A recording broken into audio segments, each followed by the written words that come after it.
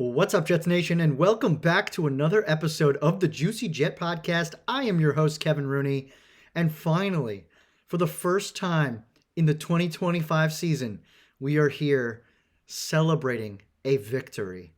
Now, it was a day full of insane emotions, literally the lowest of lows to the highest of highs, and we have to talk about all of it. So, I'm a little nervous and also very excited to talk about all these things because of just the range of emotions that I went through on Sunday being at this game in Cincinnati. And then, of course, to top it all off, in order for us to get our first win, I had to sacrifice something, and it is my health. So I apologize if I don't sound like I normally do on a typical podcast, but I am fighting through it right now. But it was all worth it to finally get the Jets' first victory of the year against the Cincinnati Bengals. So let's talk about this.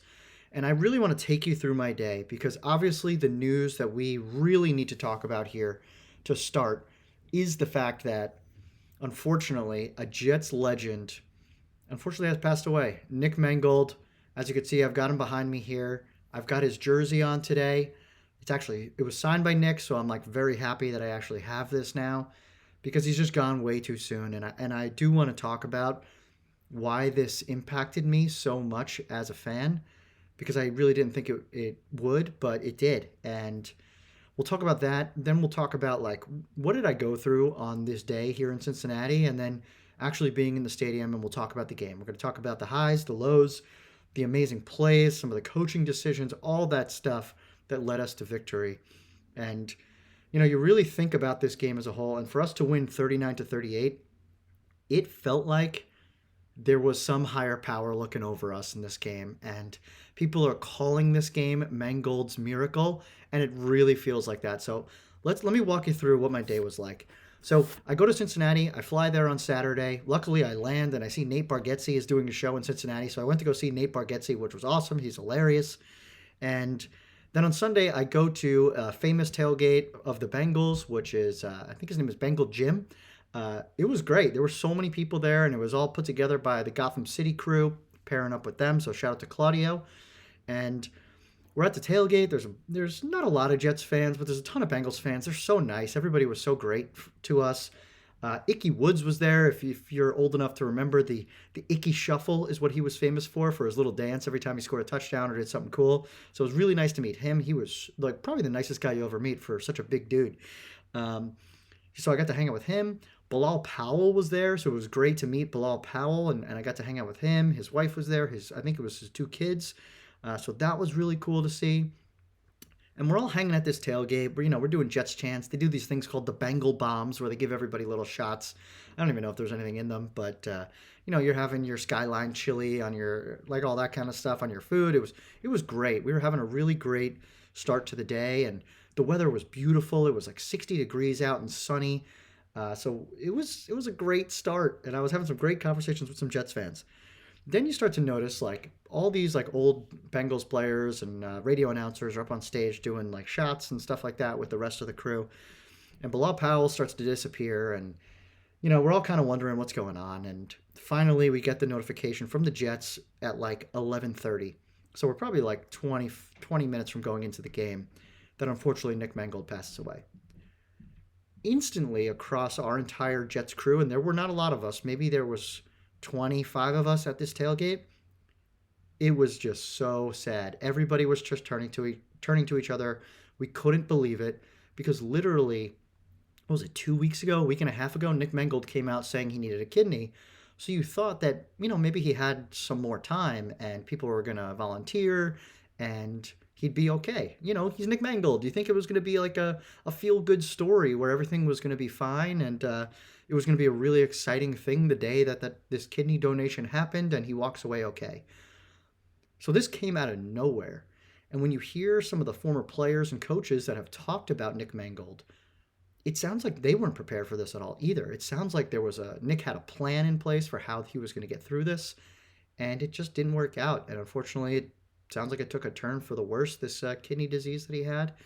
And unfortunately, that's what happened. So it sounds like a lot of these folks, like Bilal, that's why he, I guess, disappeared, is because he found out this news. And, I'm like, you know what? I got to go into the stadium. I can't be standing out here with everybody. I'm like ready to go in. Let me like, I want to look through Twitter. I want to see what people are saying. I want to watch some videos. And I go to sit in my seat. Luckily, I got some awesome seats for this game. I'm in the corner of the end zone, and I got in really early because I wanted to see warm ups and things like that. And I'm sitting there, I got my headphones in, I'm scrolling through Twitter, and I see the Rex Ryan video. And that video just got me. I'm like sobbing in the corner, real tears coming out of my eyes about Nick Mangold, a guy who I really never met. And watching Rex Ryan talk about him just like crushed my soul. I was so upset, and you could see it. There was a ton of people that are Jets fans that are feeling the same things I am, even though I've never met the guy. And the reason why I think I'm feeling this way, and the reason why I'm so sad is number one, it's tragic for his family. He's only 41 years old. He's got a wife. I think he's got 4 kids. You know, you remember him at his Ring of Honor ceremony at MetLife where he's got like his daughter in his arms and all that stuff. So it's just really, that part is really sad. The other piece to it is, as I was growing up a Jets fan, I never had to worry about like a center. Like I had Kevin Mawai when I was like really like young, starting to become a Jets fan, rooting for the team. Didn't really know a lot because I was so little. And then Nick Mangold and that draft class with him. Then you got DeBrickashaw Ferguson. You've got Darrelle Revis, David Harris. Like all these guys that became the core of the Jets were really where I started to like not only love the team, but love all aspects of football, which was team building, the draft, contracts, like all that kind of stuff, trades, understanding other teams around me, playing fantasy football for real, all that kind of stuff. So Nick Mangold and DeBrickashaw Ferguson were like two staples of me going from a casual, I just root at the games and go to the games fan to I'm a diehard football fan that's going to learn everything about it and know everything about this team. So for me, he felt like someone that was very close to me, even though he wasn't. He feels like, especially when you like see him in person and you actually get to talk to him, he is kind of like your fun older cousin or your fun uncle or something like that, who's just going to make funny jokes, be super sarcastic and dry, and keep everything lighthearted. And you hear that through all the people that actually knew him. Like I only met him really twice. So for the people that actually knew him, it sounds all the same. He's like the kind of guy that is exactly what he looks like when you watch him on TV. So for me, I feel like this is like part of my childhood. That's like, it's very disappointing to see a guy like this, pass away so soon. So I know that was a long-winded way to talk about Nick Mangold, but I think the guy deserves it. I think the Jets need to do something for him this year. I'm probably going to wear my Mangold jersey to the next game or so. They should slap a 74 on their helmets or on their jerseys this season, because I think this guy was just a Jet and a Jet at heart. And the crazy part about this is he grew up in Cincinnati, or he was like, 30 minutes away from Cincinnati. So it's like really sad that, he was there.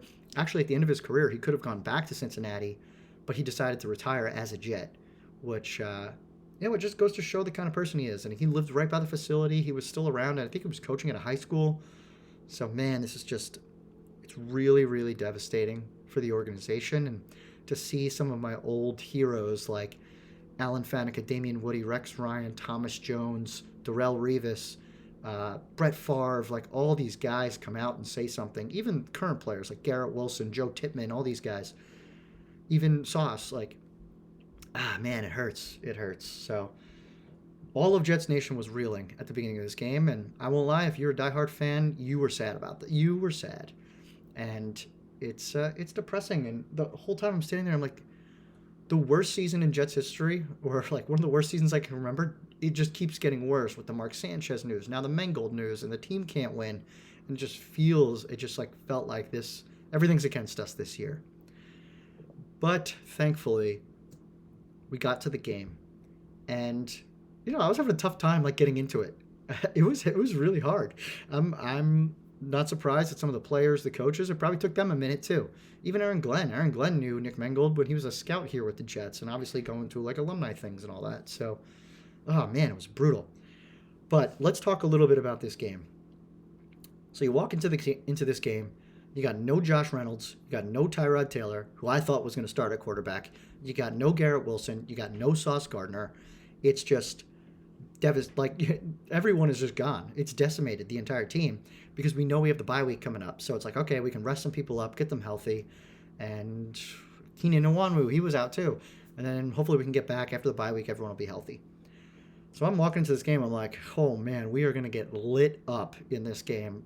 Justin Fields has 15 total passing yards in the past 2 games. How the heck are we going to win this game? And guess what? It starts off exactly as you would think. Bengals march right down the field. Luckily, defense gets a stop. They kick a field goal. Then the Jets, they start their drive, get down to 4th and 1. They're on their own side of the field. Iffy situation if you want to go for it. I say go for it. You're 0-7. Who cares? Go for it. And it looks like we're set up for a QB sneak. For some reason, Justin Fields checks out of the QB sneak and throws like a pitch to Breece Hall. Arian Smith, I'm not even going to say he got blown up. He just didn't even touch the guy, the linebacker, who just went right by him and then stopped the play. So we instantly give the ball back up. Bengals march right down the field, score a touchdown. So it's 10-0 before I even remembered that we were at a football game. I was still thinking about Nick Mangold the whole time. So I'm like, come to. I'm like, holy cow, it's 10-0. What the heck is going on? Then we start to play our kind of football game here where, we go down the field. Nick Folk does his thing, kicks a field goal, and we start to get into the swing of the actual game. So let's talk a little bit about some of the things that happened in this game that were just like out of control. So let's start with, oh man, this is hard. How do I actually want to start with this? Let's just talk about the offense. The offense had one of the best offensive performances I think we've ever seen. We had 500 yards of offense. 500. We had 15 yards passing in the past 2 games with Justin Fields. 15. We had 500 yards as an entire offense in this game, which is absolutely unbelievable. Justin Fields, for how horrible he's played over the past 7 weeks, so I'll give him week 1. Past 6 weeks, he was out. 5 weeks. The last 5 weeks. The redemption you need, the resilience, that's the word, the resilience you need to be able to come back after all the stuff you've taken in the past week, or past couple of weeks, with Woody Johnson ripping into you and all that kind of stuff. For you to come out and play the way you did, was it perfect? No. But he did enough for us to win that game, especially without Garrett Wilson. So I give a ton of props to Justin Fields.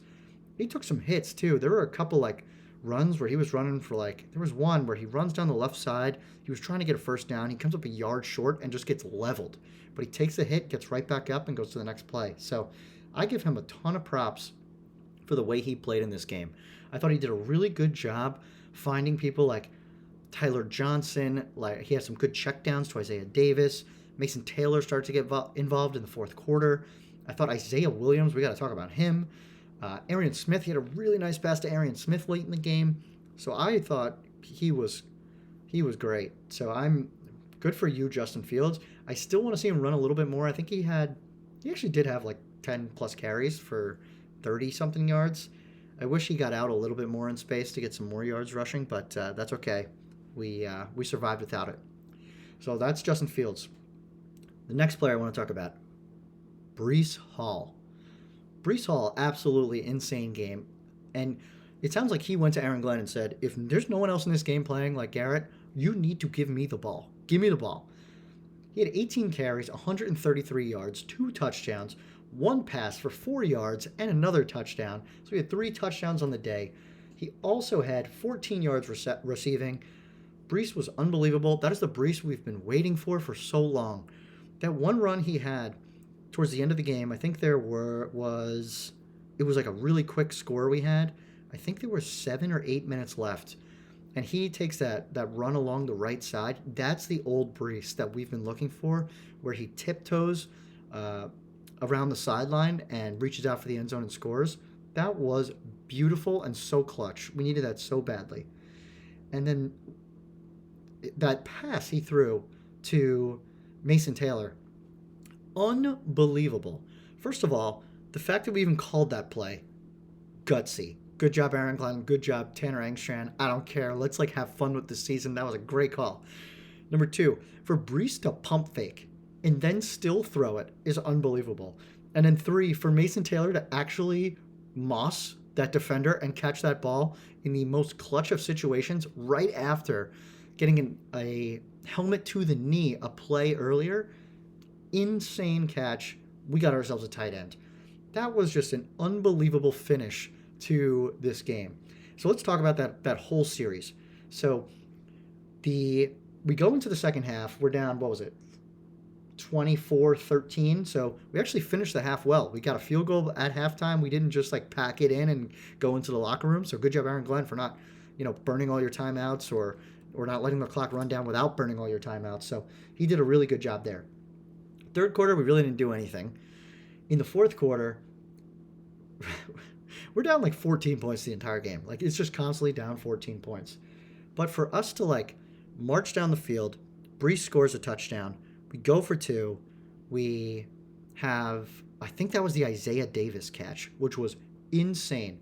The fact that Justin Fields runs to the outside, kind of like is diving and throwing at the same time, and hits Isaiah Davis, and he catches it right on the goal line was absolutely incredible. Then we go down the field again, where it's Mason Taylor catches that clutch third down play where he gets leveled right after he hits it without seeing the defender. And then Brees throws that touchdown pass. It was just like, what are we watching? Who is this team? And then the entire game, the whole defense couldn't stop anybody. We'll talk a little bit more about the defense. But for them to make those stops when they did at the end of the game was so clutch. It was so nice to we give the ball back to the Bengals with, a minute 40 left. Joe Flacco comes comes back on the field from, I don't know what he was doing in the locker room. And for us to get a stop, because every Jets fan, no doubt about it, you thought we were losing that game. They were going to march right down the field, kick a field goal, we go home sad, and they'd win, even though we made an amazing comeback. That's just New York Jets football. And for us to make a stop, Jarvis Brownlee to make that stop, just felt so good. It was such a release. It felt great. I needed that win so bad. Well, I want to continue talking about the offense, though, because we didn't get to everybody yet. One guy I really want to shout out that we just talked about briefly is Isaiah Williams. This guy we have been ripping to shreds this entire season because he's made some of the dumbest plays I've ever seen on special teams. We didn't know this guy could play offense. All of a sudden, he's like 6 miles per hour faster than he was in these previous games. So he has this great, I think it was like an end around where he goes for 25 yards, which was awesome. That was a great play. Probably could have gotten more if Arian Smith could block for him. He had some really nice receptions, 3 catches, 31 yards. He was fantastic. I was like, where did this guy come from? He also wasn't that bad on special teams. I didn't see anything that was like egregious on special teams this week. So it's like, okay, Isaiah Williams, I see why Aaron Glenn wanted to keep you around. I apologize. I didn't know your game. Also, I've never seen your game, even though you've been on the team for 6 weeks. So it's about time that we got something out of him. So that was great. We talked about Mason Taylor. I feel really good about Mason Taylor. I feel like we got a tight end. I want to get him more involved early. It feels like we only got him involved in the second half. Isaiah Davis, breakout game. 5 receptions, 44 yards, 7 rushes, 65 yards. That one run down the sideline to get us back into Bengals territory, that was beautiful. If he had a little bit more speed, he was gone. So I think he just ran out of gas. He also made some very clutch blocks in the passing game for Justin Fields, especially on that 4th down. I believe it was Isaiah Davis. Yeah, it was. On that 4th down where Jeremy Ruckert leaks out to the left, and everyone's been calling out that's the same exact play the Lions beat us on a few years ago. So it's really funny how Engstrand's just reusing some stuff he's learned from the past, and it worked out perfectly. But Isaiah Davis puts a great block on one of the safeties that was blitzing. Justin Fields finds Jeremy Ruckert. Jeremy Ruckert goes for, 24, 25, something like that. So that was amazing. So Isaiah Davis, props to him. If he could play like that, oof, man, that's a good player to have in your backfield with you. So I was very excited about him. Who else had a really good game? Tyler Johnson. What a play by Justin Fields on that 4th down in the first, I think it was the second drive of the game to score a touchdown. It's 4th down. He floats a beautiful pass into the corner of the end zone, and Tyler Johnson makes the catch. He played really great, 64 yards and a touchdown. So very happy with that. And then like the old guys like Alan Lazard, he didn't really do anything. I would like to see Andrew Beck get involved more. I think he had 1 catch for like 10 yards or something like that. So there was some really good stuff happening. The offense looked so great. And the group that I really want to call out that we haven't talked about yet is the offensive line. The offensive line, I think they allowed 3 pressures, 0 sacks. We kept Justin Fields clean the entire game, and they played awesome. We ran for, what was it? Let's see, 248 yards rushing. You can't do that without an amazing offensive line. Oh no, 254 yards. So even more. 254 yards rushing, you can't do that without a great offensive line. So congratulations to the offensive line. They were awesome. Our 2 young tackles, pristine. I don't think either of them allowed a single pressure. So it was a beautiful thing to watch. And look, I know the Bengals defense is not good. I know that defensive line isn't good. But for them to bounce back after all those weeks where Justin Fields was getting battered around a little bit, it was a thing of beauty. So, man, so happy with the offense. It was great. Now, the only thing I would ask for is no more of those pitch plays on 4th down. That was horrible. Just run the freaking sneak up the middle or do that nice little tight end leak. That was great. So I think that's one. Number 2, we got to start converting some of these field goals into touchdowns when we get into the red zone, especially in the first half. We still didn't score a touchdown in the first quarter, so it's been a while since we got one of those. But everything else looked really great. And then the decision-making on offense, too. Aaron Glenn, I thought, and Tanner Engstrand did a great job, 1, calling plays, and 2, deciding when to go for 2 and when to go for it on 4th down. Sure, the one that we didn't get, I thought it was still a good decision to go for it. It was just Justin Fields made a bad play. Made a bad play when he switched out the play and audibled. I think some of the 4th downs, the 2-point conversions were so clutch. We needed those. Justin Fields ran one in, and then the one to Isaiah Davis. So I think those, we win the game because of those calls. Otherwise, we would have been tied 38-38, and who knows what happens in overtime or whatever. So, and that's all analytics driven. That's all that is. So Aaron Glenn's leaning into the stuff that he knows. So it was great. Special teams. Let's talk on special teams really, really quick. Nothing special except for Nick Folk is just a machine. 3 for 3 on field goals. The guy does not miss. Austin McNamara was like 1.5 yards away from pinning the Bengals inside the 1. Unfortunately, it went a little too far. Isaiah Williams, 5 returns, 132 yards. So not too bad. So special teams, I cannot complain. All right, let's talk about the defense, though. Defense, this was the tough part. Brutal. So we walked into this game and we said, let's sell out and do everything possible to cover those receivers, and we'll let someone else beat us. Well, we could not stop the run to save our lives in this game. It was unbelievable. I think the Bengals had, let me see here, 181 yards of rushing, including Joe Flacco with 14 yards rushing. That is not a good sign. And Michael Clemens can't even keep up with Joe Flacco, who's like 40 years old. Oh, man, that was bad. I was really, really disappointed in Quinnen, Phillips. Who else was I disappointed in? Obviously, Michael Clemens. Who else? Kiko, Jamian Sherwood, Quincy Williams. Jamian Sherwood was like benched at the beginning of this game. I don't know why. And then he came back out and did not play well at all. So I was very confused by what was going on with Jamian Sherwood, and they won't tell us why he was benched, which is weird. So yeah, not a great showing from the defense. Even Briggs, I didn't see Briggs much. So Will McDonald and Jermaine Johnson were just no-shows for the whole game. But luckily, Will McDonald came in and got a sack in the moment we needed it most to stop them in the 4th quarter. So thank God for that. But otherwise, I thought they had a terrible, terrible game. Secondary, I will give the secondary some props. I mean, we said one of the keys to the game would be holding both Chase and T. Higgins under 150 yards combined, and we did. There was the one big play where Zaire Thomas was covering T. Higgins. T. Higgins scored a 44-yard touchdown. He didn't catch a single pass the rest of the game. And honestly, yeah, Zaire Thomas got beat. We said before the game he was going to get beat, and not to judge him for that. He played great after that. I thought he had an awesome game. And I also thought he was probably supposed to have safety help on that play, but Malachi Moore jumped up to get the crossing route instead of staying with Malachi Moore and T. Higgins. So what are you going to do there? Also, I thought Jamar Chase, we gave him a lot of those short completions, but otherwise, we kind of kept him in control. Nothing too crazy out of him. So that was good. So I thought Azariah Thomas, I thought Brandon Stevens. Although Malachi Moore missed a bunch of tackles, he also led the team in tackles in this game. I thought Jarvis Brownlee played decent. He was kind of quiet, but He had 7 tackles, and then he also made the big play at the end of the game to actually win on 4th down.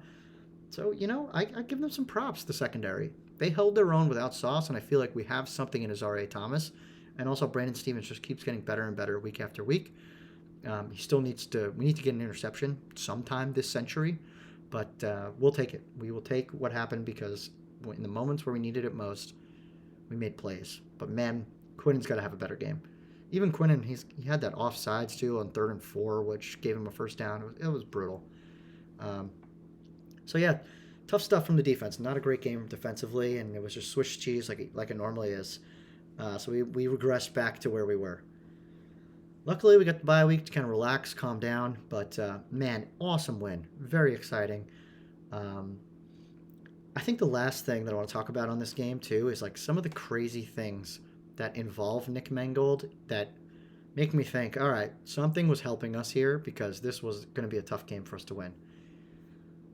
So, some of the things that stand out. Number 1, we win in Cincinnati. Nick Mangold was 30 minutes outside of Cincinnati. That's where he's from. So that's number 1. Number 2, Breece Hall, 7.4 yards per carry average. Obviously, Nick Mangold was number 74. Number 3, number 74 on our offensive line had the best game of his career, Olu Fashanu. Super promising. Number 4, the guy who caught our game-winning touchdown was Mason Taylor. His dad played with Nick Mangold, and they were teammates on the Jets together.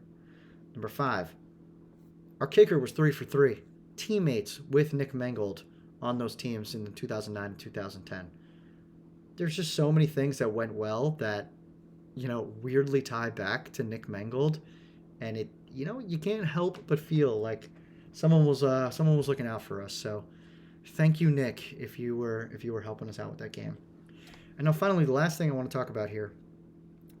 After the game, all the Jets fans, this happens that we don't win a lot of away games. But when we do win away games, this is what happens. You all kind of convene together as Jets fans in one area. And typically it's right behind the Jets bench. Fireman Ed was there, so that's where like all the Jets fans kind of flocked. And there wasn't a lot of us. Like I said, there was maybe like 50, 75 of us in the in that area of the stadium after the game. And we're all doing the Jets chant. We're cheering. Everyone's taking pictures with Fireman Ed. So I'm standing in the row right in front of Fireman Ed. So I could like touch his shoulder. I could tap him right on the shoulder from where I am while he's like taking pictures with other people. And I'm like looking around talking to other folks. And then we start doing a Nick Mangold chant. We do this Nick Mangold chant. And this is like something that I will never forget from this game because it's just going to like stand out to me forever. I look to the left of me, which is like towards the field.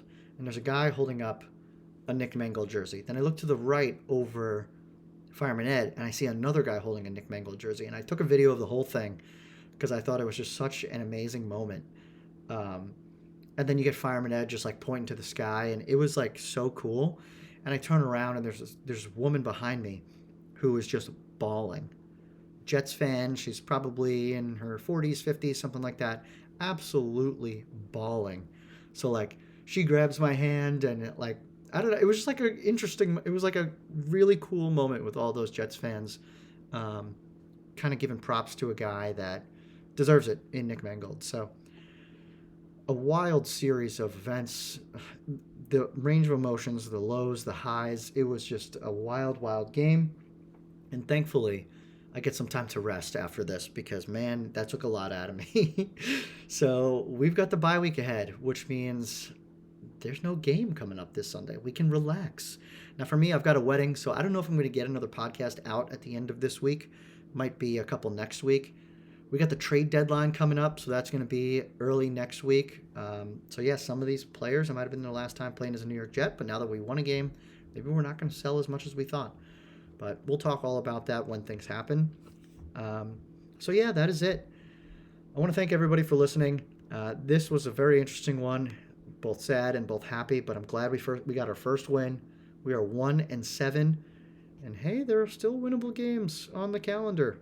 You got the Browns coming to town in a few weeks, and they look not good with Dylan Gabriel. So we'll see, but we'll do a pregame pod and all that stuff for that later on. So thank you all for listening. I really appreciate it. Please like, subscribe, rate, review, do all the things. JuicyJet25 across Twitter, Instagram, TikTok, YouTube. And yeah, And I'll keep the content pumping out this week. I got a lot of cool videos from the game on Sunday, so I'll keep pouring that out onto the socials so everyone can see from the cool angles that I had from my seats in the first row, which was great. But thank you all for listening, and I will talk to you soon. See ya.